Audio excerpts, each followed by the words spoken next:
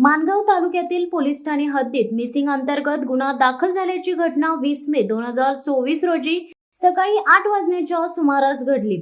मनोज शांताराम जाधव यांची पत्नी दुकानात जाते असे सांगून गेली, ती अद्याप तरी घरी परतलीच नाही।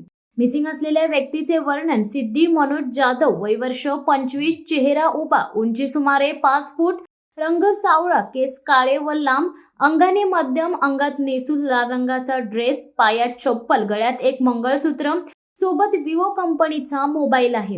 ही व्यक्ती कोणाच्याही निदर्शनास आल्यास माणगाव पोलीस ठाण्यात संपर्क साधावा असे आवाहन माणगाव पोलिसांनी केले आहे। सदर व्यक्तीच्या पतीने म्हणजेच मनोज शांताराम जाधव यांनी माणगाव पोलीस ठाण्यात 24 मे रोजी गुन्हा दाखल केला आहे। या घटनेचा अधिक तपास सहपोलीस सूर्यकांत भोजकर, पोलीस रावसाहेब कोळेकर करीत आहेत। शिवसत्ता टाइम्ससाठी दीपक दबके, माणगाव। दे धडक बेधडक वृत्त देणाऱ्या आपल्या शिवसत्ता टाइम्स न्यूज चॅनलला लाल बटन दाबून सबस्क्राईब करा आणि बेल आयकॉनला क्लिक करायला विसरू नका।